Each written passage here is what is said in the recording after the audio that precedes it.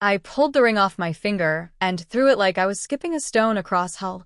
It hit the crystal vase, bounced off the butter dish, and landed with a perfect, spiteful plunk in Vivian's champagne flute. Pink foam erupted over her ivory silk, and she made a sound like a stepped-on cat. Marcus shot to his feet, napkin in hand, already opening his mouth to fix things. To fix me? What the hell, Clara? Accident, I said, spreading my hands. My hands have been so shaky lately. Leo's been having nightmares again. He wakes up screaming. You know how it is. I watched the blood drain from Vivian's face, watched her perfect pink mouth twitch. She knew exactly what I was doing. She just didn't know how far I was willing to go. Marcus handed her a napkin. Let me get you a towel. No, I said. I'll get it. I walked to the kitchen, my heels clicking against the hardwood, and I thought about the first time I'd lived through this. The first time I'd caught her pinching Leo's arm in the guest bedroom. The first time I'd believed Marcus when he said I was overreacting. The first time I'd let her back into my house, into my son's life, because I was too afraid of what people would say. I wasn't afraid anymore. I grabbed a clean towel from the drawer, but I didn't go back to the dining room.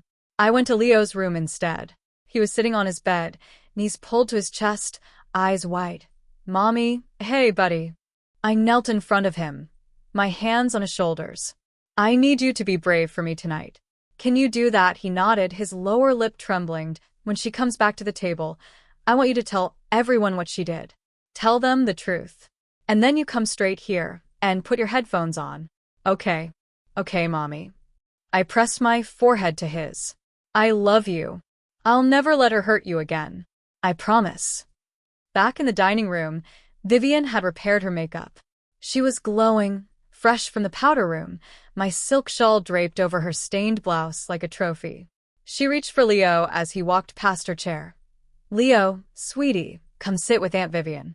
I watched her hand drop to his leg. I watched her fingers dig in. I watched my son's face crumple, saw his eyes fill with tears he was too brave to shed. Mommy, he whispered. She pinched me.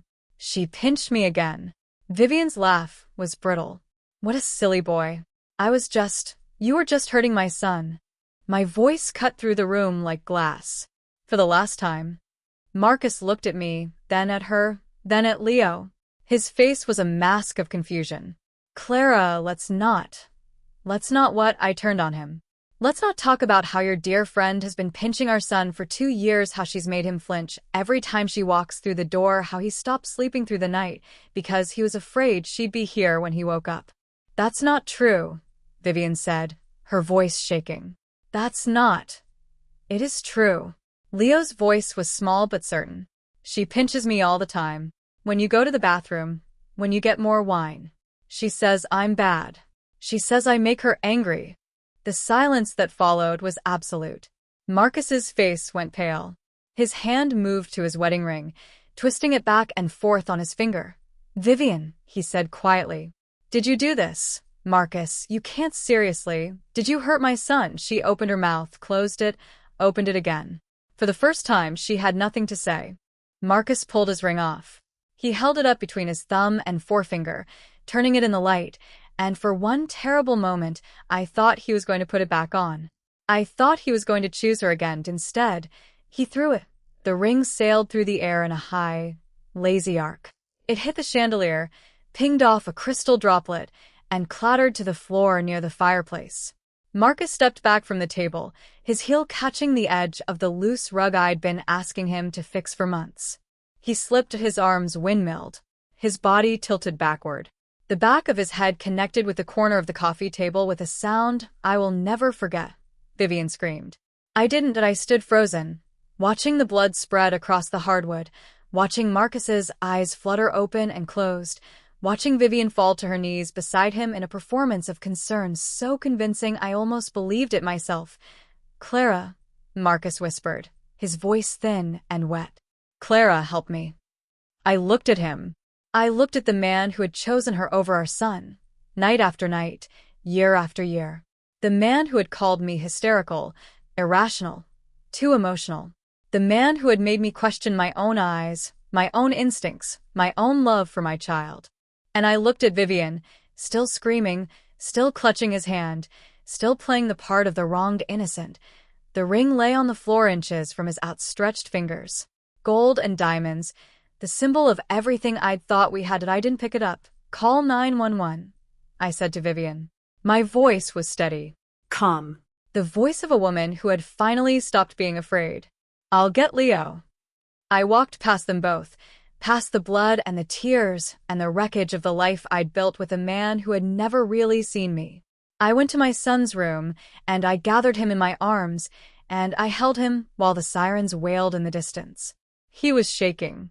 We both were. Mommy, he whispered. Did I do something wrong? No, baby. I pressed my lips to his hair. You did everything right. You were so brave. But Daddy fell. He's hurt. I looked out the window at the flashing red lights pulling into the driveway. I thought about the paramedics, the hospital, the questions I would have to answer. I thought about Marcus lying on the floor with his head cracked open and his wedding ring still on the floor where he'd thrown it. I thought about how easy it would be to let him fall. How easy it would be to let him slip away, to let him become someone else's problem, to let Vivian explain to the doctors why there was so much blood on the rug. But I also thought about Leo, about the way he still flinched when someone raised their voice, about the way he asked me every night if she was coming back, about the way he looked at me like I was the only safe thing in his world, and I knew, in that moment, that I couldn't be the kind of person who let someone die just because they'd made her life a living hell. That I couldn't be her. I put Leo down, took his hand, and walked him to the front door. The paramedics were already coming up the walkway, their faces grim and professional. My husband fell, I said. He hit his head. He's in the dining room. They pushed past me, their boots heavy on the floor. I heard Vivian's voice rising and falling, heard Marcus's weak protests, heard the calm, efficient instructions of the paramedics as they loaded him onto a gurney. I stood in the doorway, Leo pressed against my side, and I watched them take my husband away. Vivian came out behind them, her face blotchy and tear-streaked, her hair falling out of its perfect updo. She stopped in front of me, her eyes flashing with something that might have been hatred. This is your fault, she hissed. All of it. Is it? I looked down at her. This woman who had tried to break my son, who had tried to break me. I'm not the one who hurt a child. I'm not the one who made him afraid to sleep in his own bed. He's a liar. He's 6 years old. My voice was quiet, but it carried. 6 years old, Vivian. What kind of person hurts a child? She opened her mouth to answer, but I didn't give her the chance. Get out of my house, I said. And if you ever come near my son again, I will make sure the whole world knows exactly what you've done. Every bruise, every nightmare, every single time you put your hands on him when you thought no one was watching. She stared at me, her face white, her mouth open. You're not the victim here, I said. You never were. And I'm done pretending otherwise. She left. I watched her get into her car and drive away, her taillights disappearing into the darkness of the suburban night. And then I went inside, picked up my husband's ring from the floor, and held it in my palm. It was warm, still warm from his finger. I turned it over in my hand, watching the diamonds catch the light of the fire. I thought about the hospital, about the phone calls I would have to make, about the doctors and the lawyers and the endless questions. But mostly I thought about Leo, about his small, trembling hand in mine, about the way he'd finally spoken the truth, even when he was afraid. I put the ring in my pocket. I walked to Leo's room, climbed into his bed, and held him while he fell asleep. The sirens faded in the distance. The house was quiet, and in the darkness, I made a promise to myself. I would not be the woman I used to be. I would not let anyone hurt my son again.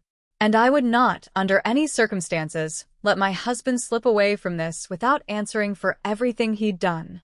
But for now, I would hold my boy. For now, I would let the night take us both. Tomorrow, I would start the war. Tomorrow, I would make sure the world knew exactly what Vivian had done, exactly what Marcus had allowed, exactly what kind of woman I had become. A mother. And mothers don't forgive. The first time I lived through this, I let the ring stay on my finger and the silence stay in my throat. And not this time. The diamond caught the chandelier light as it spun, a glittering comet of everything I'd swallowed for 2 years. And when it hit the rim of Vivian's champagne flute, the sound was the most honest thing I'd heard all night. Pink foam geysered over her silk blouse, dripped onto the tablecloth, and she screamed like I'd thrown acid in her face. Marcus was on his feet before the bubbles stopped fizzing. "Clara, what is wrong with you?" My hand slipped. I smiled, showing teeth. "I've been so jumpy lately. Leo's been having night terrors again. He screams your friend's name in his sleep, actually." Isn't that strange? Vivian's face went the color of the champagne she was wearing. She dabbed at her chest with a napkin, her movements jerky, her perfect composure cracking at the edges. "I don't know what you're implying." "I'm not implying anything." I settled back in my chair, folded my hands on the table. "I'm just making conversation. Isn't that what we do at these lovely dinners? Make conversation." Marcus shot me a look, the look he'd been giving me for 2 years, the one that said be reasonable, be quiet, be the wife I married. He'd given me that look the first time I found the bruises on Leo's arm. The first time I found her in the backyard with her hand clamped over my son's mouth. The first time I broke a glass door getting to him and bled all over the patio while she stood there crying about how I'd misunderstood. I'd misunderstood nothing. I'd just been too afraid to say it out loud. Now, sitting in my own dining room with my husband's mistress masquerading as his friend and my son cowering in his bedroom, I understood exactly what I'd been afraid of. Not her. Not him. Myself. The version of me who would let this happen again. I was done being afraid. "Leo," I called, my voice carrying into the hallway. "Come here, baby." He appeared in the doorway, small and pale, his hands jammed in his pockets. He hadn't eaten dinner. He never ate dinner when she was here. He just pushed his food around his plate and stared at the tablecloth like it held all the answers to the universe. "Come sit with Mommy," I said. He walked to me on reluctant feet, his eyes darting to Vivian like she was a snake coiled in the corner. She smiled at him, that sickly sweet smile she always wore when Marcus was watching. "Hi, sweetheart," she cooed. "How's my favorite little man?" Leo didn't answer. He just pressed himself closer to my side. "Don't be shy," Marcus said, his voice tight. "Aunt Vivian asked you a question." "He's not shy," I said. "He's scared. There's a difference." The silence that followed was the kind that makes your ears ring. Marcus stared at me, his jaw working. Vivian's smile had frozen on her face, her eyes darting between us like she was calculating which way to jump. "Clara," Marcus said, his voice low and warning. "We have guests. Actually, we have one guest. And she's not leaving until I'm done." I pushed back my chair and stood. Leo's hand found mine, small and cold. I looked down at him, at the dark circles under his eyes that no amount of sleep could fix, at the way his shoulders hunched like he was trying to make himself small enough to disappear. "I want to tell you a story," I said, addressing the room but speaking to Marcus.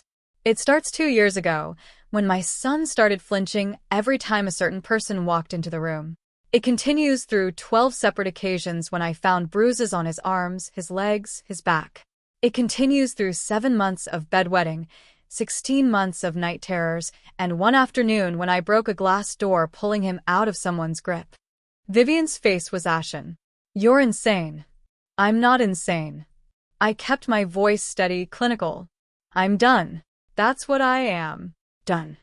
Marcus stood up, his chair scraping against the floor. "Clara, this is not the place." "Then where is the place?" I turned to him, and for the first time, I let him see everything I'd been holding back. The rage, the grief, the certainty. "Where should I say this? In a therapist's office, where you told me I was projecting in front of the school principal who told me there was no proof. In the police station, where they said it was a family matter." Marcus's face went white. "You went to the police." "Of course I went to the police. What kind of mother would I be if I didn't?" Leo tugged at my hand. "Mommy, I'm tired." "I know, baby. Just a few more minutes." I knelt down in front of him, put my hands on his shoulders. "I need you to tell me something. I need you to tell me what Aunt Vivian did to you tonight, when I went to get the napkins, when I left you alone with her." Leo's lower lip started to tremble. His eyes filled with tears he didn't want to shed. "She pinched me," he whispered. "On my leg. She always pinches me." Marcus made a sound like he'd been punched. "Leo, that's not." "I'm not lying, Daddy." Leo's voice cracked, but he didn't back down. She pinches me when mommy's not looking. She says I'm bad. She says I make her angry. She says if I tell anyone, she'll hurt mommy too. The room spun around me. I'd known it. I'd known it for 2 years. But hearing him say it, hearing my 6-year-old son articulate the nightmare he'd been living, broke something inside me that I wasn't sure could ever be fixed. "Vivian," Marcus said, his voice raw. "Tell me he's lying." She opened her mouth, closed it, opened it again. "He's a child," she finally said. "Children lie. He doesn't lie." Marcus's voice was flat, dead. "He's never lied to me. Not once." I watched my husband's face crumble. Watched him look at the woman he defended for 2 years, the woman he'd chosen over his own son, and finally see what I'd been trying to show him all along. He pulled off his wedding ring. I didn't know what he was going to do with it. Throw it at her, maybe. Throw it at me. Throw it into the fire. But whatever he was aiming for, he missed. The ring sailed across the room in a perfect, glinting arc. It hit the edge of the mantel, bounced, and skittered across the floor toward the sliding glass door. Marcus stepped after it, his heel catching on the rug I'd tripped over 100 times. He went down hard. His head hit the marble hearth with a sound like a hammer on stone. His body went limp, his arms splayed out, his eyes open but unseeing. Vivian screamed. I stood there with my son's hand in mine, watching the blood pool beneath my husband's skull, and I felt nothing but a cold, clear certainty. This was not an accident, this was not my fault, but it was my opportunity to call 911, I said to Vivian. My voice was steady, almost bored. "And then get out of my house." She stared at me, her face a mask of horror. "You can't." "I can," I said. "I just did. Now call the ambulance, or I'll call them myself and tell them exactly what happened here. Your choice." She fumbled for her phone, her hands shaking so badly she dropped it twice. I watched her dial, watched her stammer out the address, watched her collapse into a chair with her head in her hands. I watched, and I waited that the paramedics arrived in less than 10 minutes.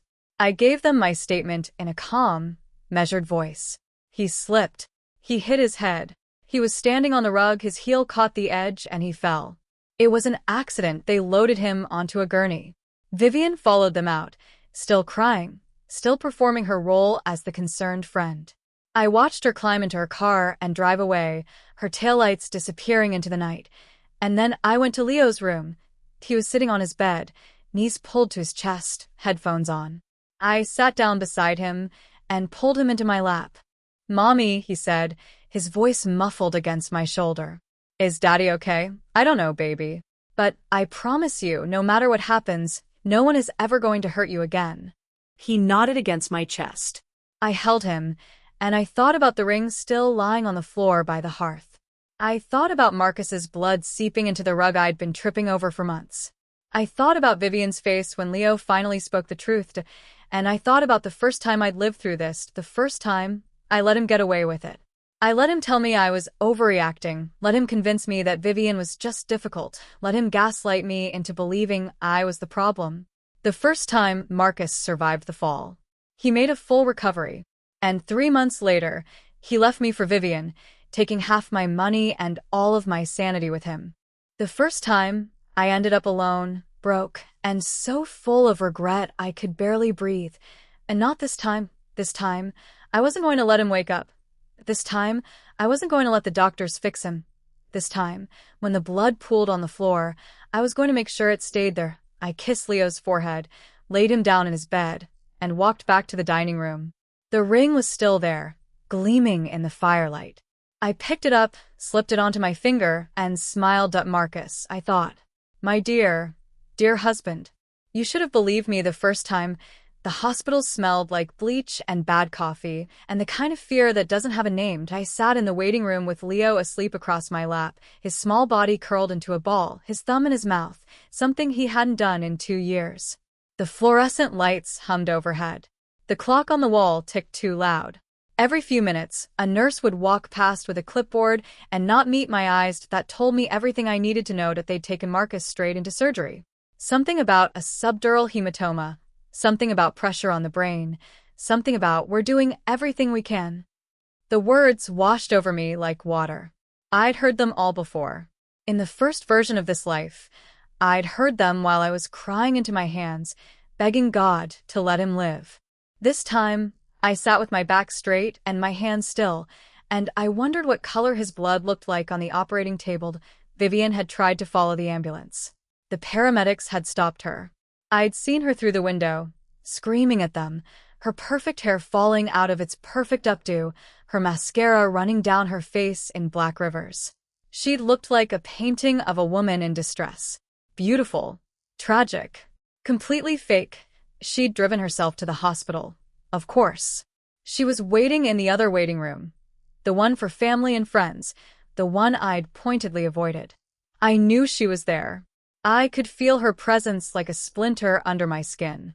Every few minutes, she'd poke her head around the corner, see me sitting there with my sleeping son, and retreat back into the shadows. She was waiting for Marcus to wake up. She was waiting for him to tell everyone that I'd pushed him. She was waiting for her chance to rewrite the story. I wasn't going to give her one. The first version of this life had taught me that. The first time around, I'd been so busy defending myself, so busy trying to convince everyone I wasn't the villain, that I'd let her control the narrative.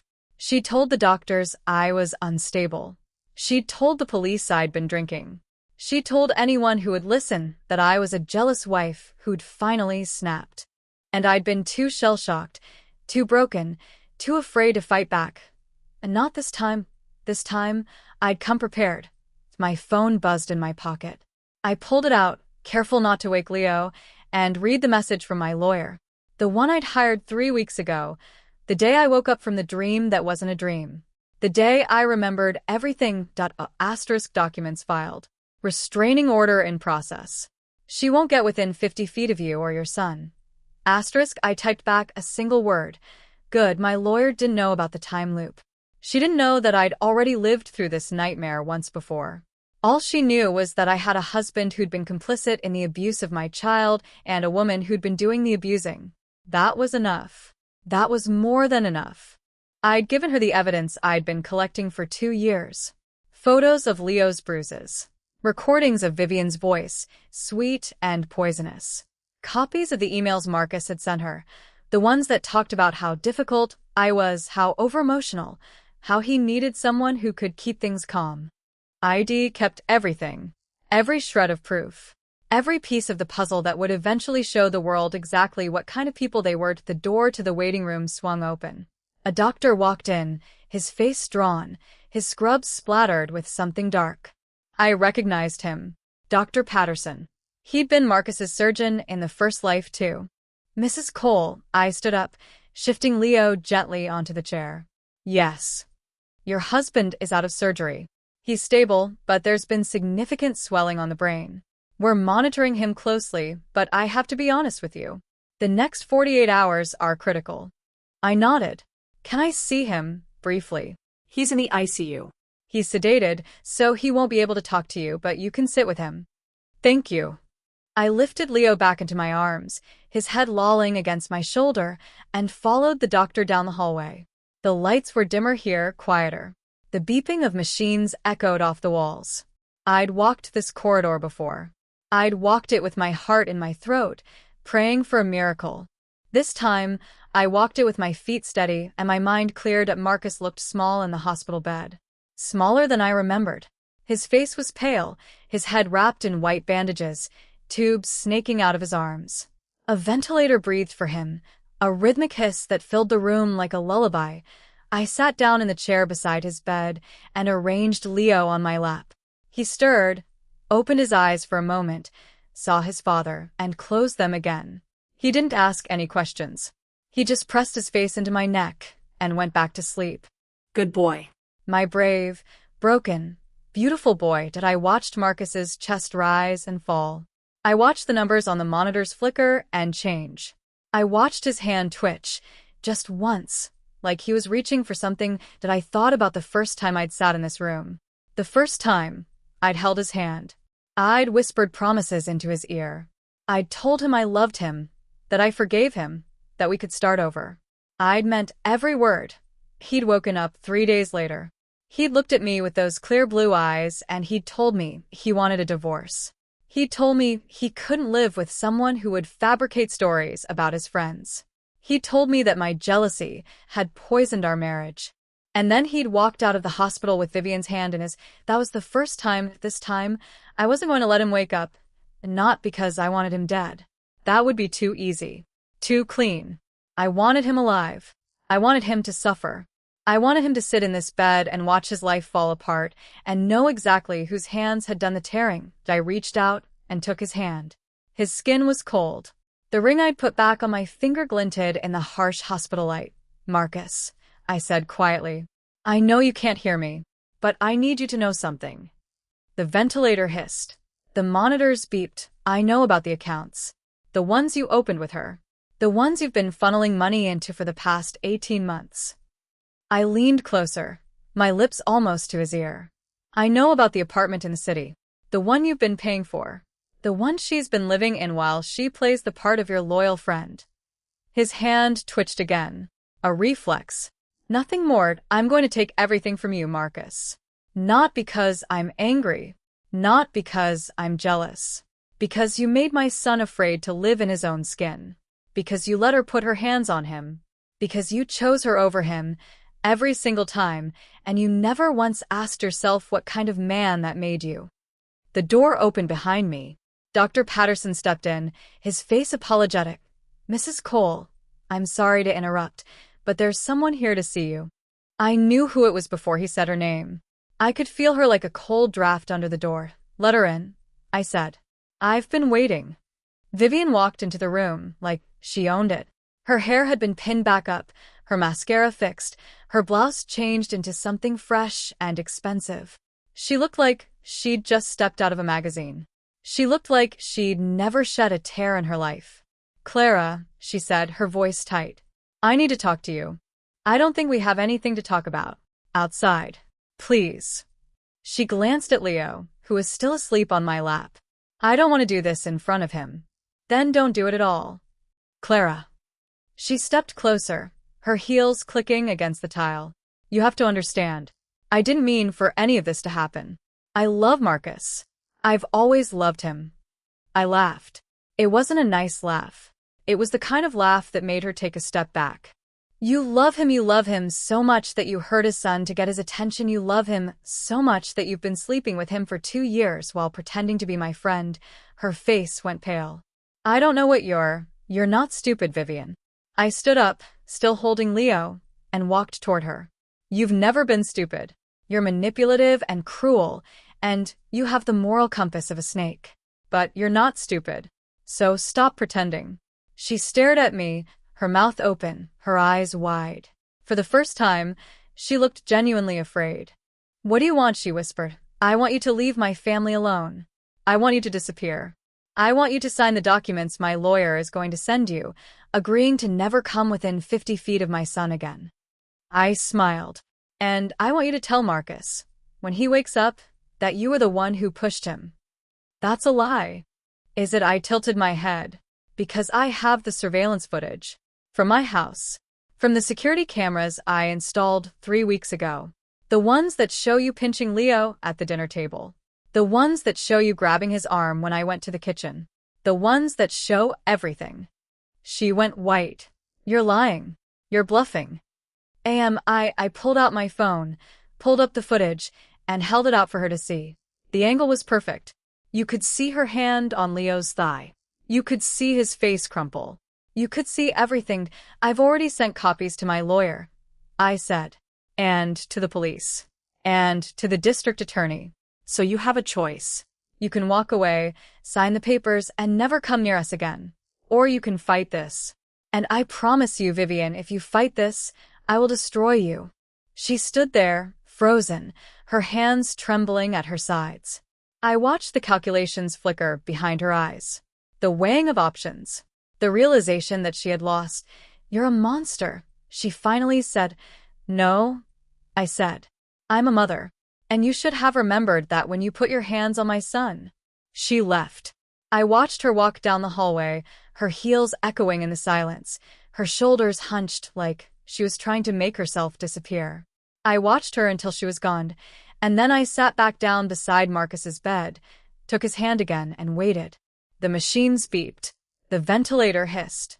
Leo slept on my lap, warm and trusting and completely unaware of the war I was waging for him. Marcus, I said, my voice soft. When you wake up, you're going to realize that everything you built is gone. Your money, your reputation, her. I've taken it all, and I'm not giving any of it back. I squeezed his hand. Once. Her, you should have believed me the first time. The monitor spiked. Just for a second. A blip on the screen that could have been anything. An artifact. A glitch. A dream. Or maybe, just maybe, it was him. I smiled, leaned back in my chair, and settled into wait. The war wasn't over. It had just begun. The first time Marcus woke up, he looked at me like I was a stranger. I'd been sitting by his bedside for 3 days, barely sleeping, barely eating, my hand wrapped around his like I was afraid he'd slip away if I let go. The nurses had told me to go home, to rest, to take care of myself. I nodded and stayed right where I was when his eyes finally opened. I felt a rush of relief so intense it made me dizzy. He was alive. He was awake. Everything was going to be okay. Clara, his voice was a rasp, barely a whisper. What happened? You fell, Marcus. You hit your head, but you're going to be fine. He blinked at me, slow and confused. Where's Vivian? I felt something crack in my chest. Not break. Crack. A hairline fracture that would eventually split me wide open. She's not here, I said. It's just me. He closed his eyes. I want to see her. I'd swallowed the hurt. I'd swallowed the rage. I'd smiled and nodded and told him I'd call her, and then I'd walked out into the hallway and cried until I couldn't breathe. That was the first time, this time, when Marcus's eyes fluttered open on the third day. I was ready. He blinked at me, his pupils slow to focus, his mouth moving soundlessly around the ventilator tube. I watched the confusion spread across his face like a stain. Watched him try to piece together where he was, what had happened, why his wife was sitting next to him with a smile that didn't reach her eyes. Clara, his voice was a croak, barely audible over the machines. What? You fell, I said. You slipped on the rug and hit your head on the hearth. You've been unconscious for 3 days. He tried to lift his hand, but it was strapped down with fur lines. His eyes darted around the room, searching for something. Someone, she's not here, I said, before he could ask. She's not coming. The ventilator hissed. The monitors beeped. Marcus stared at me, his face pale and drawn, and I watched the pieces click into place behind his eyes. What did you do? His voice was stronger now. Angrier. What did you do to her? I didn't do anything to her. She did something to you. I leaned forward, my elbows on my knees, my eyes locked on his. She pushed you, Marcus. She pushed you, and you fell, and now you're here. That's not true. His hands clenched into fists on the sheets. She would never. She would. She did. I have the footage. I pulled out my phone, pulled up the video I'd had my security company edit, the version where Vivian's arm was extended toward him, the version that cut out my face and my raised hand and the ring I'd thrown. Do you want to see it? Do you want to watch her push you to the ground? He stared at the screen. I watched his face cycle through a dozen emotions. Denial. Confusion. The slow, reluctant dawn of doubt. That's not what happened, he said, but there was no conviction in it. That's not. It is what happened. And I have more than just the video. I have the police report. I have her statement. I have everything. I tucked the phone back into my pocket. She's gone, Marcus. She left. She signed a restraining order. She's not coming back. The machines beeped faster. His heart rate was climbing. The nurses would be here soon, trying to calm him down, trying to sedate him, but I wasn't done yet. You want to know what else I have? I reached into my bag and pulled out a stack of papers. Bank statements, property deeds, copies of emails. I have the records of the apartment you've been paying for, the one in the city, the one she's been living in for the past 18 months. I have the receipts for the dinners, the trips, the jewelry. I have everything. Marcus's face went white. Clara, I can explain, Explain what that you've been having an affair with my so-called friend while she was abusing your son, I laughed. I don't think there's any explanation for that. I don't think there's any excuse. She didn't abuse him. His voice was desperate now, a last-ditch attempt to hold onto the fantasy. She loved him. She pinched him, Marcus. She grabbed him. She left bruises on his arms and his legs and his back. She made him so afraid of her that he started wetting the bed at 6 years old. She made him so afraid of her that he didn't speak for 3 weeks. I stood up, my chair scraping against the floor. And you let her.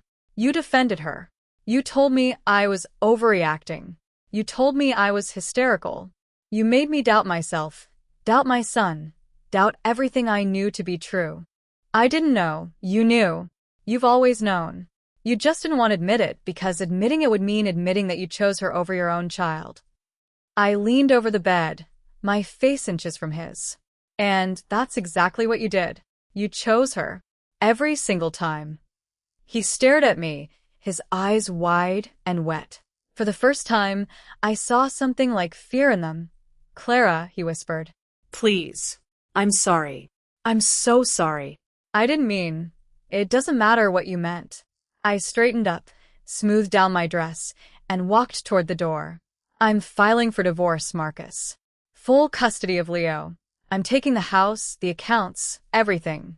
And I'm going to make sure the entire world knows exactly what kind of man you are. Clara, wait, don't. I turned back to look at him. You had your chance. You had 2 years of chances. And every single time, you chose her. Now you're going to have to live with that. I walked out of the room and didn't look back. The hallway was empty, the fluorescent lights buzzing overhead. I leaned against the wall, closed my eyes, and let myself breathe. The first time I'd walked out of this room, I'd been sobbing. I'd been so full of grief and betrayal and confusion that I could barely stand. I'd made it to the parking lot before I collapsed, and I'd stayed there for hours, crying until there was nothing left. This time, I walked with my head high and my back straight. This time, I didn't shed a single tear. Leo was waiting for me in the lobby, sitting with his grandmother on a bench near the entrance. My mother, June, had flown in from Florida the day after Marcus was admitted. She'd taken one look at me, one look at Leo, and she'd known exactly what had happened. I always hated that woman, she'd said, her arms around me. I don't care what you say. I always knew there was something wrong with her. Now she stood up as I approached, her eyes searching my face for answers. He's awake, I said. He's going to be fine. And Vivian gone. For good. She nodded, her jaw tight. Good. That's good. Leo tugged on my hand. Mommy, is Daddy okay? Your daddy is going to be fine, baby. But he's not going to live with us anymore. Is that okay? He thought about it for a moment, his face serious and wise beyond his years. Will she come back? No, baby. She's never coming back. He nodded, the tension in his shoulders easing just a little. Okay, that's okay. I knelt down and pulled him into a hug, burying my face in his hair. He smelled like soap and sleep and everything good in the world. We're going to be fine, I said. I promise. We're going to be better than fine. The next few days were a blur of lawyers and paperwork and phone calls. I'd hired the best divorce attorney in the state, a woman named Rebecca, who specialized in cases like mine. She'd taken one look at the evidence I'd gathered and smiled like a shark. Mrs. Cole, she'd said, you've made my job very, very easy. Marcus had tried to fight it. He'd hired his own lawyer, a slimy little man with a cheap suit and a shifty smile. He tried to argue that I was unstable, that I'd fabricated the evidence, that I'd been the one to push him. But I had the videos. I had the bank statements. I had the restraining order against Vivian, which I'd served her the day before Marcus woke up. I had everything. The courts had granted me full custody of Leo within a week. The divorce was finalized in record time. I got the house, the cars, and a settlement that would make sure Leo and I never had to worry about money again. Marcus got a small apartment in the suburbs and a permanent stain on his reputation. The day I signed the final papers, I sat on my porch and watched the sun set over the lawn. The grass was green, the flowers were blooming, and my son was inside playing video games with my mother. Everything was exactly as it should be, except it wasn't the first time I'd lived through this. Marcus had left me for Vivian. He'd taken half my money and all of my self-respect. I'd spent years rebuilding my life, years convincing myself that I was better off without him, and then I'd woken up back in my old house, in my old body, with my old life still intact. I'd even given a second chance. A chance to change everything. A chance to make him pay debt. But as I sat on that porch, I realized something. I didn't feel victorious. I didn't feel satisfied. I felt empty. I'd spent so long planning my revenge that I'd forgotten to plan what came after. I'd been so focused on destroying Marcus and Vivian that I hadn't thought about what my life would look like once they were gone. Now they were gone. And I was left with nothing but my son and my mother and a house that felt too big and too quiet. I pulled out my phone and scrolled through the photos I'd taken over the past few weeks. Leo at the park.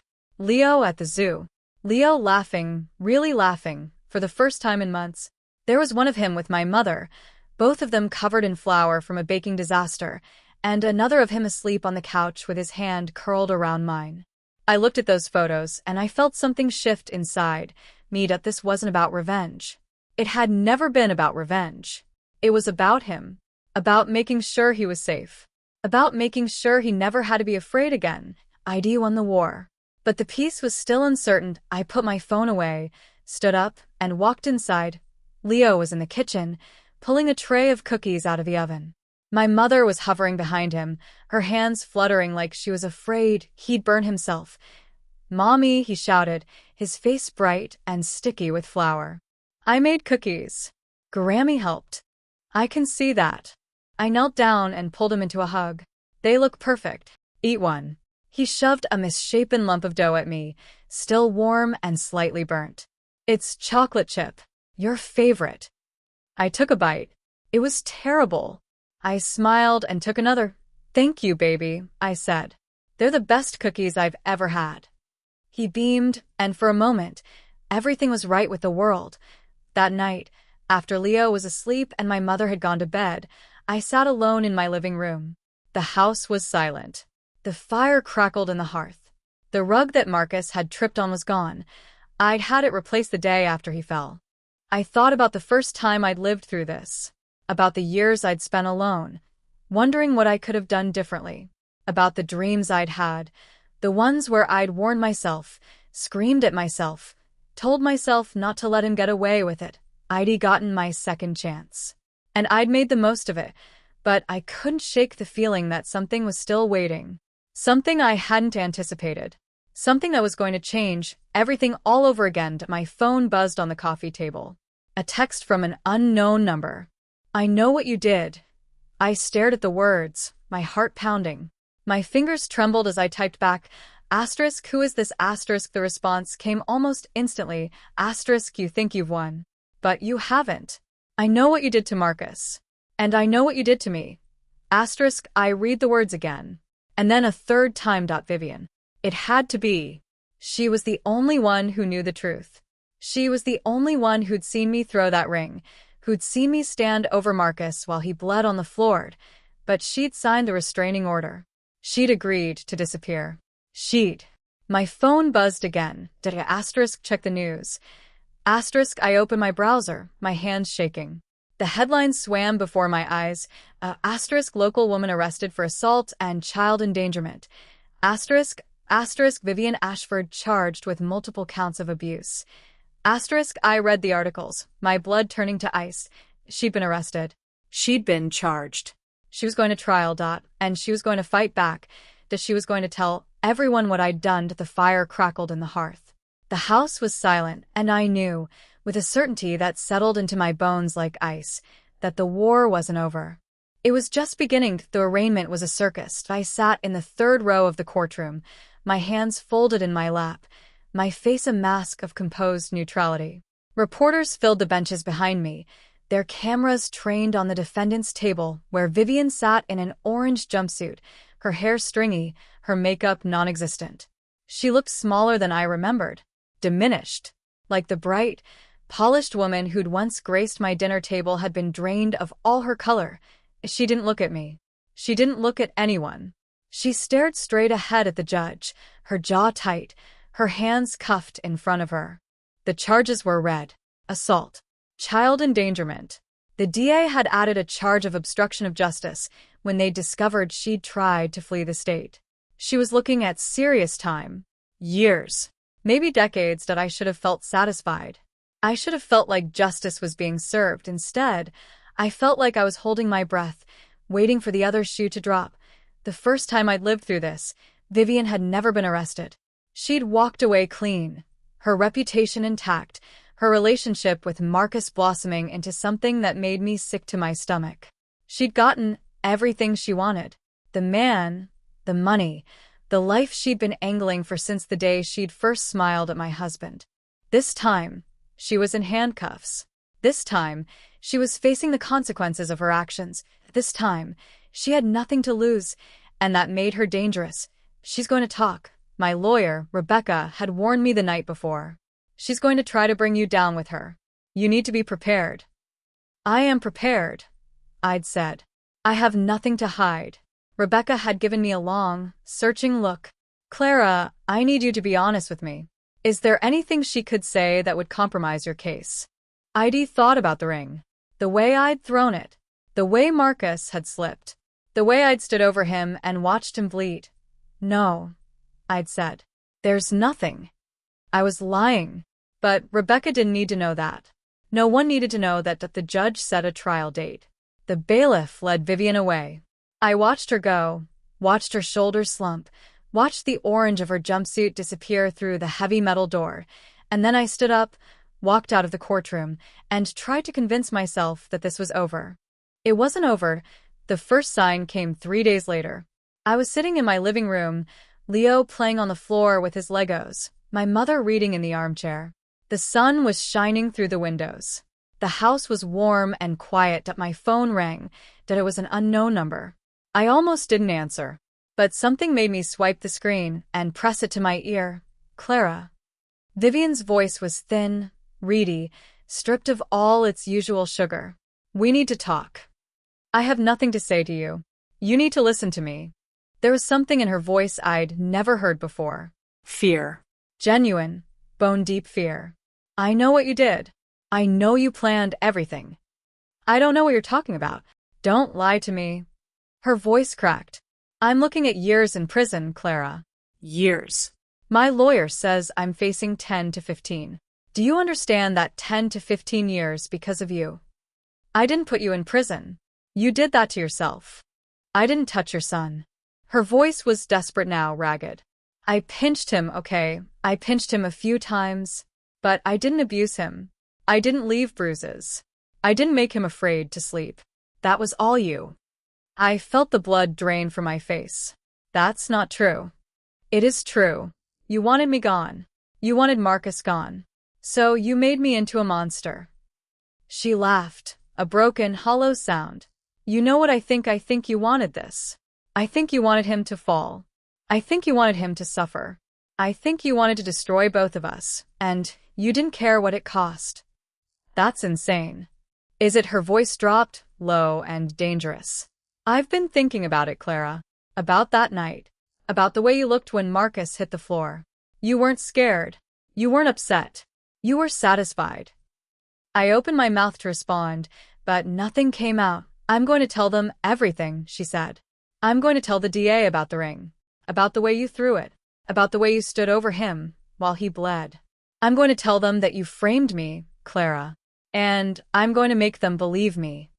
The line went dead. I stared at my phone, my heart pounding, my hands shaking. Leo looked up from his Legos, his face worried. Mommy, are you okay? I forced a smile. I'm fine, baby. Everything's fine. But it wasn't fine. It was the opposite of fine. That night, I couldn't sleep. I lay in my bed, staring at the ceiling, Vivian's words echoing in my head. Asterisk, you wanted this. You wanted him to suffer. You wanted to destroy both of us.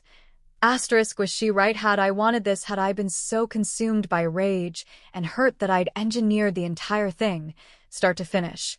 Without even realizing it, I thought about the night Marcus fell. The way I'd thrown my ring. The way I'd watched him slip, watched him hit his head, watched the blood pool beneath him. I hadn't moved. I hadn't cried. I just stood there, cold and still, like I was watching a movie. I'd told myself it was shock. I'd told myself I was just processing, but Vivian's words had lodged themselves under my skin like splinters. I got up, walked to Leo's room, and stood in the doorway. He was asleep, his face peaceful, his hand curled around the stuffed bear I'd given him when he was a baby. He looked so small in the moonlight, so innocent that I'd done this for him. I'd done everything for him, and I closed the door, walked back to my room, and sat on the edge of the bed. My phone was still on the nightstand, glowing in the dark. I picked it up, scrolled through my photos, and found one of Leo from the day before. He was laughing, his mouth open wide, his eyes bright. I looked at that photo, and I felt something shift in my chest. It didn't matter what Vivian said. It didn't matter what she thought she knew. I'd done what I had to do to protect my son. And I'd do it again. 100 times, but the doubt was there, a tiny worm in my gut. A question I couldn't unask. Asterisk, what kind of person does it take to do what I did? Asterisk, the next morning, I called Rebecca. Vivian called me. I said, "She's threatening to go to the DA. She says I framed her." Rebecca was silent for a long moment. Did you? No. The word came out too fast. Too sharp. Clara, I need you to be honest with me. If there's anything, there's nothing. I pressed my palm to my forehead, trying to calm the pounding in my skull. She's desperate. She's trying to save herself. She'll say anything. Okay. Rebecca's voice was careful, measured. I'll talk to the DA. But Clara, if there's something you're not telling me, I've told you everything. We hung up. I stood in my kitchen, staring out the window at the backyard. The grass was green. The flowers were blooming. The sun was shining. Everything was perfect, and I'd never felt more fragile in my life. 3 weeks later, Vivian's trial began. I sat in the gallery, Leo at my side, my mother on my other side. The courtroom was packed. Reporters, spectators, rubberneckers who'd come to see the downfall of the woman who'd become the face of suburban evil. Vivian sat at the defense table, pale and drawn in her street clothes. Her lawyer, a sleek woman with razor-sharp eyes, was making a case for reasonable doubt. She was painting Vivian as a victim of circumstance, a woman who'd been manipulated by a jealous wife. I listened to her arguments, my hands gripping the armrests of my chair. "Mrs. Cole," the lawyer said, pointing a finger at me. She was the one with the motive. She was the one who stood to gain from her husband's fall. She was the one who wanted Vivian out of the picture. The crowd murmured. The judge called for order. I stared straight ahead, my face expressionless. And then the prosecution called Vivian to the stand. She walked to the witness box, her steps slow and deliberate. She was sworn in. She sat down, her eyes scanning the courtroom, landing on me. "Ms. Ashford," the prosecutor said, "can you tell the court what happened on the night of the incident?" Vivian took a deep breath. "I was at the Cole residence for dinner. Clara and I had been friends for years. Everything was fine. And then she threw her ring at me. I felt my stomach drop. She threw it at my face," Vivian continued, her voice steady. "She was angry. She was jealous. She'd been accusing me of things I hadn't done. And when she threw that ring, I was so shocked that I didn't know what to do. I just stood there. And then what happened? And then she pushed her husband. She pushed him, and he fell, and she stood over him while he bled on the floor." The courtroom erupted. Spectators gasped. Reporters scribbled furiously. The judge banged her gavel, calling for order. I sat frozen, my hands shaking, my heart pounding. "Ms. Ashford," the prosecutor said, "are you certain that's what you saw?" "Absolutely certain," Vivian said. "I saw Clara push her husband. I saw her stand over him. And I saw her smile." The courtroom went silent. I felt every pair of eyes in that room turn toward me. The reporters, the spectators, the jury. They were all looking at me like I was the monster Vivian had just described. Like I was the one who belonged in handcuffs. I kept my face still. My hands were shaking, but I pressed them flat against my thighs and forced myself to breathe. 1 breath. 2. 3. Rebecca leaned over, her voice barely a whisper. "Don't react. Don't give them anything." I nodded. I'd already given them everything. I'd given them the ammunition they needed to take me apart. Vivian was still talking. She was describing me as a jealous wife, a woman so consumed by rage that I'd framed her for a crime she didn't commit. She talked about the years of emotional abuse she'd suffered at my hands. She talked about how I'd isolated her, manipulated her, turned her friends against her. Every word was a lie. And every word was perfectly designed to make me look guilty. The prosecutor pressed her. Ms. Ashford, you're asking this court to believe that Mrs. Cole not only pushed her husband, but also manipulated evidence to make it look like you were responsible. Do you have any proof of this? Vivian's eyes flicked toward me. She had a security system installed 3 weeks before the incident. She told me it was for home safety, but I think she installed it to frame me. I think she planned everything. The courtroom murmured again. The judge banged her gavel. Objection, Rebecca said, rising to her feet. Speculation. Sustained, the judge said. The witness will stick to the facts. But the damage was done. I could see it in the jurors' eyes. The seed of doubt had been planted. Vivian was excused from the stand. She walked back to the defense table, her face pale but triumphant. She didn't look at me. I wanted to scream. I wanted to stand up and tell everyone the truth, the real truth. About Leo. About the bruises. About the years of abuse that Vivian had inflicted on my son while Marcus looked the other way. But I couldn't. Because the moment I opened my mouth, I'd be admitting that I had a motive. That I had every reason to want her gone, and that would make the accusation that much more believable. The trial dragged on for weeks. I sat through testimony after testimony. Vivian's friends, her co-workers, her neighbors. They all described her as a kind, generous woman who would never hurt a child. They all looked at me like I was the villain. Marcus took the stand. He'd recovered from his fall, mostly. He walked with a slight limp, and his speech was slower than it used to be, but his eyes were as sharp as ever. The prosecution asked him about the night of the incident. He described the dinner, the argument, the moment his wife threw her ring across the room. Did you see Mrs. Cole push you? The prosecutor asked. Marcus paused. He looked at me, and for a moment, I saw something flicker in his eyes. Regret, guilt, no. He finally said. I didn't see her push me. I slipped on the rug and fell. But you were arguing with her moments before, correct? Yes. We were arguing about Vivian. And Mrs. Cole was angry, yes. She was very angry. The prosecution nodded, satisfied. They'd made their point. I was a jealous wife with a temper. I was unstable. I was capable of anything. Rebecca cross-examined Marcus. She grilled him about Vivian, about his relationship with her, about the apartment he'd been paying for. You were having an affair with Ms. Ashford, weren't you? Rebecca asked. Marcus's face went red. That's not relevant. It's extremely relevant. Rebecca's voice was sharp. You were having an affair with a woman who now claims your wife framed her. That gives your wife a very clear motive for wanting Ms. Ashford out of her life, doesn't it?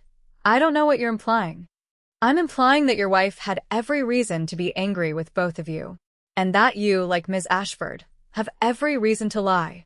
Marcus's face was a mask of fury, but he didn't deny it. He couldn't. The evidence was already on the record. The trial was a circus. A media circus. The tabloids had a field day. Clara Cole, victim or villain, one headline read. Another, the truth about the Cole family. I stopped reading the articles. I stopped watching the news. I retreated into my house with Leo and my mother and tried to pretend the outside world didn't exist, but it did. And it was closing in on me. The night before the verdict was supposed to be read, I got another phone call. It was Vivian. She was calling from jail, her voice low and trembling. Clara, she said, I'm not going to let you win. I didn't say anything. Do you think you're so smart? She continued. You think you've got everything figured out. But you don't. You don't know what I'm capable of. I don't care what you're capable of, I said. You're going to prison. And I'm going to be here, living my life, raising my son. You're going to be a footnote in someone else's story. You're wrong. Her voice was cold, flat. I've got one card left. And I'm going to play it. What card? The truth. She laughed, a brittle, broken sound. The truth about Leo. I felt my blood run cold. What about Leo? You know what I'm talking about. The truth about why he didn't speak for 3 weeks. The truth about why he was so afraid. Her voice dropped to a whisper. It wasn't me, Clara. It was you. That's a lie. Is it? She laughed again. I've been thinking about it. About the way he flinched when you raised your voice. About the way he looked at you, like he was waiting for you to hit him. You think I didn't notice? You think I didn't see? Get away from my son. My voice was shaking. You stay away from him. I don't have to stay away from him. I'm going to tell the court everything. I'm going to tell them about the marks on his arms. The ones you blamed on me. I'm going to tell them about the times you lost your temper and took it out on him. She paused. I'm going to tell them what you are. The line went dead and I stood in my kitchen, the phone pressed to my ear, my heart pounding. Leo was upstairs, asleep. My mother was in the living room, watching TV. I thought about the first time I'd lived through this. The first time I'd been so consumed by my own pain that I'd neglected him. I'd been so angry at Marcus, so angry at the world, that I'd let my temper get the best of me. I'd never hurt him. I would never hurt him, but I'd been harsh. I'd been short. I'd yelled when I should have hugged, and I'd let Vivian see it. I'd let her see my weaknesses, my failures, the moments when I wasn't a perfect mother. Now she was going to use them against me. I walked upstairs, opened Leo's door, and stood in the doorway. He was asleep, his face peaceful, his thumb in his mouth. I thought about the first time I'd lived through this. The first time I'd lost him. I'd been so broken, so consumed by my own grief, that I'd failed to protect him from the worst of it. This time, I wasn't going to fail. I closed the door, went to my room, and made a decision. I was going to tell the truth. The whole truth. The messy, complicated, ugly truth that I was going to tell the court about the first time I'd lived through this. About the time loop. About the second chance I'd been given. They wouldn't believe me. They'd think I was crazy. But I didn't care anymore. Because the only person who needed to believe me was Leo. And he already did that. The next morning, I walked into the courtroom with my head held high. The jury was seated. The judge was on the bench. Vivian was at the defense table, looking pale and drawn, that I leaned over to Rebecca. I need to testify. She stared at me. Clara, that's not a good idea. I don't care. I was already standing. I need to do this. I walked to the witness box, raised my hand, and swore to tell the truth.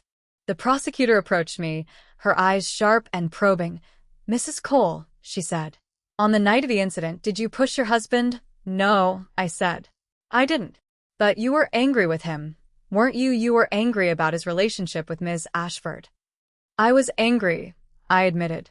But I didn't push him. He slipped on the rug and fell. It was an accident. Then why has Ms. Ashford accused you of pushing him? Why does she claim you framed her? I took a deep breath. Because she's lying. The courtroom buzzed. The judge banged her gavel. But I wasn't done. She's been lying about a lot of things, I said. She hurt my son. She abused him. And she did it because she wanted to destroy my marriage. She wanted to take my husband away from me. She accused you of abuse, Mrs. Cole. She said you were the one who hurt your son. That's not true. I looked at Vivian, looked her directly in the eye. She's a liar. And she's going to spend the rest of her life paying for it. I stepped down from the witness box, walked back to my seat, and sat down. The jury deliberated for 3 days, and then they came back with a verdict. Guilty. Vivian was found guilty on all counts. She was sentenced to 12 years in prison. I walked out of the courtroom with Leo's hand in mine, the sun warm on my face, and I felt the weight of the past 2 years lifting off my shoulders. It was over. It was finally over, Tidywan, and I'd never felt more relieved in my life. The day Vivian was sentenced, I took Leo to the beach. It was a Tuesday, the kind of perfect spring day that made you forget winter had ever happened. The sky was a wash of pale blue, the sand warm beneath our feet, the waves lapping at the shore in a rhythm that felt like a heartbeat. Leo ran ahead of me, his shoes in his hands, his laughter trailing behind him like a ribbon. I watched him splash in the shallows, his small body silhouetted against the sun, and I felt something loosen in my chest. A knot I'd been carrying for so long I'd forgotten what it felt like to breathe without it. Mommy, look. He held up a shell, pink and spiraled, its surface worn smooth by the tide. It's perfect. It is perfect, baby. I knelt down beside him, took the shell from his hand, and turned it over in my palm. Just like you. He beamed, his face flushed with sun and joy, and for a moment I let myself believe that everything was going to be okay. But the knot wasn't gone. It had just shifted, moved from my chest to my stomach, where it sat like a stone I couldn't swallow. Vivian was in prison. Marcus was in a small apartment across town, his reputation in tatters, his career ruined. I had the house, the money, the custody. I'd won to. So why did I feel like I was still fighting that night? After Leo was asleep, I sat on my porch and watched the stars come out. My mother had gone back to Florida a week ago, convinced I was fine, convinced I didn't need her anymore. 이제 let her go. I'd smiled and hugged her and told her I'd visit soon. I hadn't told her about the nightmares, about the nights I woke up gasping, convinced I was back in the first life, back in the marriage that had almost destroyed me. I hadn't told her about the way my hands shook when I heard a phone ring, or the way my heart raced every time I saw a woman with dark hair and a too bright smile. I hadn't told anyone, because what was there to tell? I'd gotten what I wanted. I'd gotten what I deserved. And if I still felt hollow, if I still felt like something was missing, that was my problem. My phone buzzed on the table beside me. I picked it up, expecting a text from my mother or the lawyer or one of the few friends who'd stuck by me through the trial. It was a number I didn't recognize. As asterisk, I know you're relieved. I know you think this is over. But it's not. Not for you. Not for him. Asterisk, I stared at the words, my heart hammering against my ribs. The message was from an unknown number, no name, no photo. Just a string of digits I didn't recognize. Asterisk, who is this? Asterisk, I typed back, but the response came almost instantly. Asterisk, someone who knows what you did. Someone who knows what you're hiding. Asterisk. I felt my palms go slick with sweat. My fingers trembled as I typed. I don't know what you're talking about. Asterisk, yes you do. I'm talking about Leo. I'm talking about the truth. Asterisk, I dropped the phone. It clattered to the deck, the screen shattering in a web of cracks. I stared at it, my breath coming in short, sharp gasps, and I felt the knot in my stomach twist tighter. I should have known. I should have known it wouldn't be over. It was never over. Not really. The first time I'd lived through this, I'd spent years trying to move on. Years trying to convince myself that I was fine, that I was healed, that the past was behind me. And then I'd woken up back in my old life, back in my old body, and I'd realized that the past was never behind me. It was always there, waiting for me to make the same mistakes. I picked up the broken phone, pulled out the SIM card, and threw it in the trash.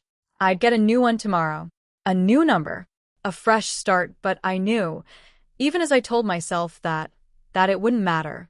Whoever was texting me would find me again. They always did. The next day, I took Leo to his first therapy session in months.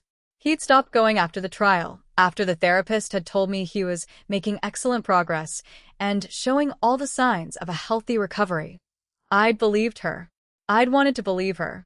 But now, sitting in the waiting room while Leo played with blocks in the corner, I wondered if I'd been fooling myself. The therapist, Dr. Chen, called me into her office after the session. Her face was serious, her eyes soft with concern. Mrs. Cole, I want to talk to you about Leo, she said.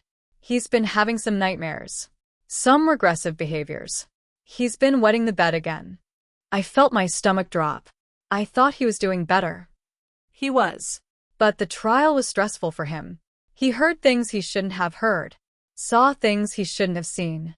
She paused, her pen tapping against her notepad. He's also been saying some things that concern me. What things? She hesitated. He's been saying that he's afraid of you. The words hit me like a physical blow. I felt the air rush out of my lungs, felt my vision blur at the edges. Afraid of me? My voice was barely a whisper. Why would he be afraid of me? Mrs. Cole, I'm not saying this to upset you. I'm saying it because you need to know. She leaned forward, her gaze steady. Leo has been telling me about the time before the trial. About the nights you would yell. About the times you would leave him alone while you went to talk to your lawyer. About the way you would go still and cold and not look at him when he tried to talk to you. I shook my head. I was stressed. I was going through a divorce. I know. Her voice was kind, but it didn't soften the blow. I'm not blaming you. I'm telling you that Leo is struggling, and he needs you to be present. He needs you to be his mother, not his protector. Do you understand? I nodded, but I didn't understand. Not really. I'd spent so long fighting for him, fighting for his safety, fighting for his future. I'd forgotten that he needed more than that. He needed me. The first time I'd lived through this, I'd lost him. I'd been so consumed by my own pain that I'd pushed him away, made him feel like he was a burden, made him feel like he was the reason everything had fallen apart. This time, I'd been so consumed by my revenge that I'd done the same thing. I'd told myself I was doing it for him. I'd told myself I was protecting him. But I'd been protecting myself. And he'd felt it. I walked out of Dr. Chen's office with Leo's hand in mine. He was quiet, his eyes downcast, his shoulders hunched. "Leo," I said, kneeling down in front of him. "Look at me." He looked up, his eyes wide and wet. "I'm sorry," I said. "I know I've been scary lately. I know I've been angry. I know I've been distant. And I'm sorry." "It's okay, Mommy." His voice was small. "I know you were trying to protect me." I was. But that doesn't mean I did it right. I pulled him into a hug, held him tight against my chest. "I'm going to do better. I promise. I'm going to be here for you. All the time. No more yelling. No more anger. I'm going to be your mommy again." He nodded against my shoulder, his small arms wrapping around my neck. "I love you, Mommy. I love you too, baby. More than anything." That night, I sat in my room and thought about everything. About the first life and the second life. About Marcus and Vivian. About the choices I'd made and the choices I still had to make. I thought about the person I used to be. The quiet, compliant wife who'd let her husband gaslight her into believing she was crazy. The woman who'd been so afraid of losing everything that she'd almost lost her son. And I thought about the person I'd become. The cold, calculating avenger who'd been so focused on destroying her enemies that she'd forgotten to love the people who needed her most. And neither of those women was who I wanted to be. I wanted to be someone new. Someone whole. Someone who could protect her son without losing herself in the process. The first time I'd lived through this, I'd never gotten the chance to become that person. I'd been too broken, too lost, too consumed by regret. This time, I had a chance. A real chance. And I wasn't going to waste it. I got up, walked to Leo's room, and climbed into his bed. He stirred, opened his eyes, and smiled when he saw me. "Mommy, I'm here, baby. I'm not going anywhere." He curled into my side, his head on my shoulder, his hand in mine. I held him until his breathing evened out, until the tension in his small body melted away. And I made a promise. To him. To myself. To the universe that had given me this second chance, that I was going to be the mother he deserved. I was going to be the woman I was meant to be. No more revenge. No more rage. Just love. And if that meant walking away from everything I'd fought for, then that's what I'd do. Because the only thing that mattered was him. The next morning, I called my lawyer and told her I was dropping the restraining order. "Clara, are you sure?" Rebecca's voice was wary. "She's in prison. She can't hurt you." "It's not about her. It's about me." I paused, searching for the right words. I need to move on. I need to let go. And I can't do that while I'm still holding on to the anger. Rebecca was silent for a long moment. "Okay, I'll take care of it." I hung up, feeling lighter than I had in years. Leo came into the kitchen, his hair mussed from sleep, his eyes still heavy. "Mommy, what's for breakfast?" "Pancakes," I said. "Your favorite." He grinned and I grinned back, and for the first time in a very long time, I felt like everything was going to be okay. But I knew, even as I smiled, that there was still work to be done. The person who'd texted me was still out there. The truth I'd hidden was still waiting to be uncovered. I didn't know who was watching. I didn't know what they wanted, but I knew that I wasn't going to let them take this away from me. Not now. Not when I'd finally found my way back to myself. I poured the batter into the pan, and I thought about the future. Whatever held, I was ready for it. The envelope arrived on a Tuesday, 3 weeks after I dropped the restraining order. I found it tucked under the front door mat, the paper heavy and cream-colored, my name written in elegant cursive I didn't recognize. No return address. No stamp. Just my name and a single word beneath it. Read. I carried it into the kitchen, my hands steady despite the tremor in my chest. Leo was at school. The house was quiet. I slid my finger under the seal and pulled out a single sheet of paper. Asterisk, dear Clara. Asterisk, asterisk, you don't know me, but I know you. I know what you did. I know what you've been hiding. And I know what you're about to lose. Asterisk. Asterisk, I'm not Vivian. I'm not Marcus. I'm someone who's been watching you for a very long time. Someone who saw what you did to your husband and your son. Someone who knows the truth about the night Marcus fell. Asterisk, asterisk, I have evidence, Clara. Real evidence. The kind that would put you in prison right next to Vivian. The kind that would take Leo away from you forever. Asterisk, asterisk, I don't want to use it. I don't want to destroy you. But I will if you don't do what I ask. Asterisk, asterisk, I want you to confess. I want you to go to the police and tell them everything. The ring. The push. The lies. I want you to tell them that you framed Vivian, that you manipulated the evidence, that you destroyed her life to save your own. Asterisk.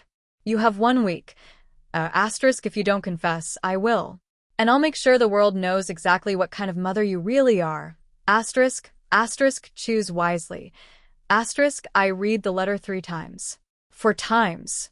5 times. Until the words blurred together and I couldn't see straight. My hands were shaking. My heart was pounding. I felt like I was going to be sick, that someone knew. Someone had been watching. Someone had seen everything that I thought about the first time I'd lived through this. The first time I'd been so consumed by guilt, so consumed by regret, that I'd let it destroy me. I'd spent years wondering what I could have done differently. Years wishing I could go back and change everything. And then I'd gotten my second chance. I'd changed everything. I'd made sure Marcus and Vivian paid for what they'd done, but I'd also created something new.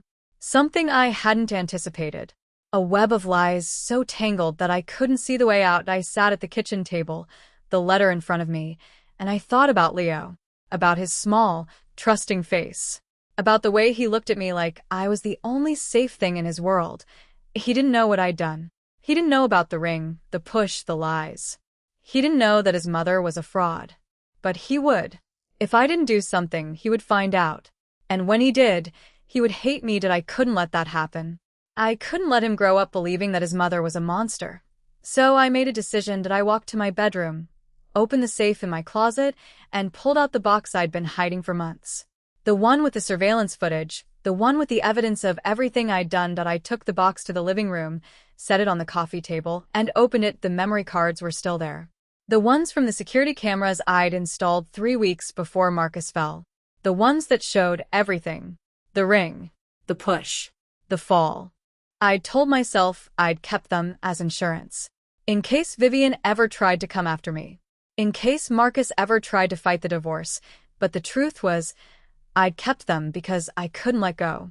I couldn't let go of the anger. I couldn't let go of the revenge. I couldn't let go of the person I'd become. I picked up one of the memory cards, held it in my palm, and thought about the first time I'd lived through this. The first time I'd been a victim. I'd let Marcus and Vivian walk all over me. I'd let them take everything from me, including my son. This time, I'd been a warrior. I'd fought back. I'd won, but I'd also become something I didn't recognize. Something cold. Something calculating. Something that looked at a bleeding man and felt nothing. I didn't want to be that person anymore. I took the memory cards, carried them to the kitchen, and dropped them into the trash compactor. I pressed the button and listened to the sound of them being crushed into dust. The evidence was gone. The lies were gone. Everything I'd done to protect myself was gone. And now it was time to face the truth. That I walked to the phone, picked it up, and dialed the number for the police station. "My name is Clara Cole," I said, my voice steady despite the shaking in my hands. "I need to confess to a crime." 3 days later, I sat in the interrogation room at the county courthouse, my lawyer beside me, my hands folded on the table in front of me. The detective across from me was a woman with tired eyes and a no-nonsense expression. She'd been the one who'd arrested Vivian. She'd been the one who'd believed me. Now she was looking at me like she didn't know who I was. Clara, she said, her voice careful. Are you sure about this? Yes. I looked her in the eye. I'm sure. And then I told her everything. The ring. The push. The fall. The lies I'd told. The evidence I'd manipulated. The web of deceit I'd woven to destroy the two people who'd hurt my son. I left nothing out. Not the anger. Not the rage. Not the cold satisfaction I'd felt when I watched Marcus bleed on the floor. When I was done, the detective leaned back in her chair and let out a long breath. Clara, she said. Why are you telling me this? I thought about Leo. About the way he'd looked at me that morning when I dropped him off at school. About the way he'd hugged me, told me he loved me, told me he'd see me after school, because I want to be a better person, I said. For my son. For myself. I can't keep living this lie. I can't keep pretending I'm something I'm not. And what are you? I looked at my hands. At the ring I'd put back on my finger the day Marcus fell. The ring I'd thrown across the room, like a weapon. I'm someone who made terrible choices because I was afraid, I said. I'm someone who hurt people because I was hurting. I'm someone who wanted revenge more than she wanted peace. I looked up, met her eyes. But I don't want to be that person anymore. The detective was silent for a long moment. Then she nodded, stood up, and walked out of the room. My lawyer turned to me, her face pale. Clara, do you understand what you've done? They could charge you. They could put you in prison. I know, I said.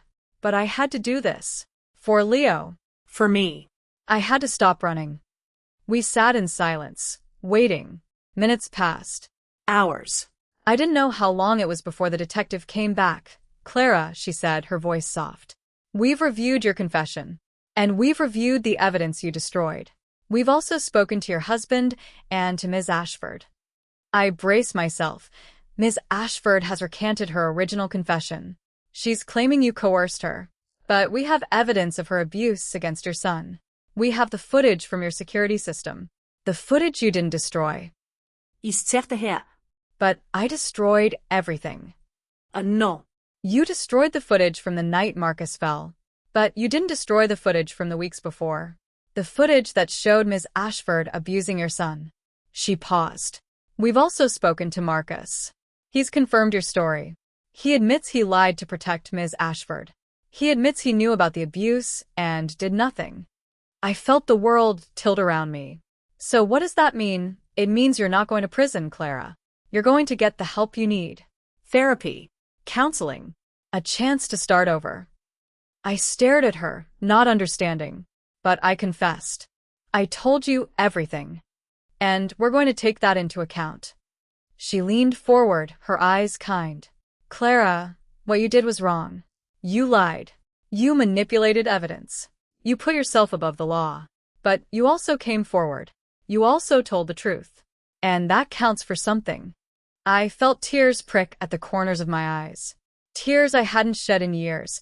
Thank you, I whisper. Don't thank me yet, she said. You still have a long way to go. But you're on the right path. That evening, I sat on my porch and watched the sun set over the lawn. Leo was inside, doing his homework, humming a song I didn't recognize the first time I'd lived through this. I'd ended up alone. Broken. Full of regret that this time, I had my son. I had my home. I had a chance to be the person I'd always wanted to be. I pulled out my phone and typed a message to the number that had sent me the letter. The person who'd given me the push I needed to tell the truth. Oh, asterisk, thank you. Asterisk, I wrote.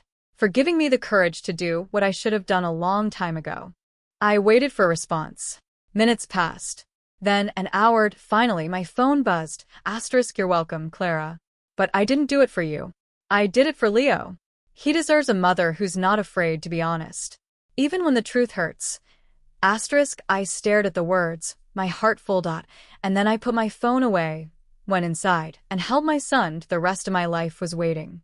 And this time, I was ready for it.